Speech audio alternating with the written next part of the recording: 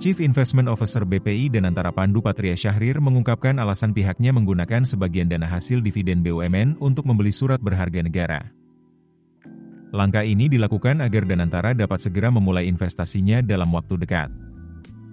Maka dipilihlah market yang paling likuid, yakni di pasar surat utang bond market, dan Danantara memutuskan untuk menginvestasikan dananya di public market equity.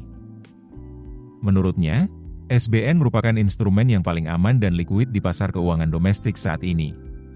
Dengan menempatkan sebagian dana pada obligasi pemerintah, Danantara dapat segera memperoleh imbal hasil tanpa risiko yang tinggi. Lagi pula, penempatan dividen BUMN di SBN hanya bersifat sementara, tepatnya hanya sampai akhir tahun ini. Menurutnya, Danantara tetap menargetkan diversifikasi portofolio investasi, termasuk ke pasar modal. Namun, untuk masuk ke pasar saham dibutuhkan tingkat likuiditas yang lebih besar agar pergerakan dana lebih efisien. Saat ini, nilai transaksi di pasar saham Indonesia masih relatif rendah dibandingkan negara-negara lain di kawasan. Transaksi di pasar saham Indonesia kini baru sekitar 1 miliar dolar Amerika Serikat per hari, dan itu harus ditingkatkan hingga 5 hingga 8 miliar dolar Amerika Serikat per hari. Oleh karena itu, Pandu menekankan pentingnya pendalaman pasar modal agar ekosistem investasi nasional semakin kuat.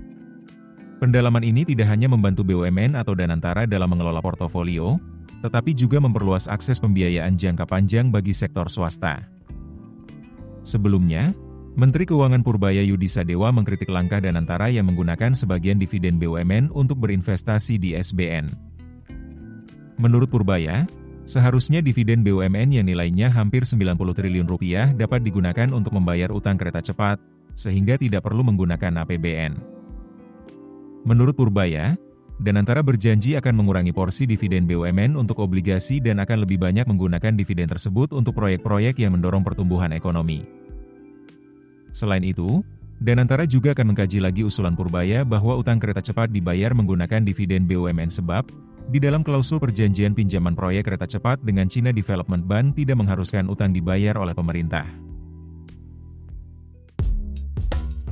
Keputusan bisnis terbaik datang dari data, bukan tebakan.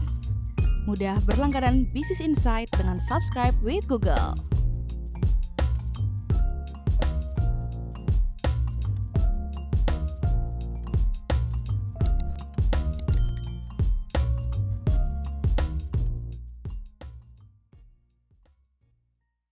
Download aplikasi Kontan sekarang di App Store atau Play Store.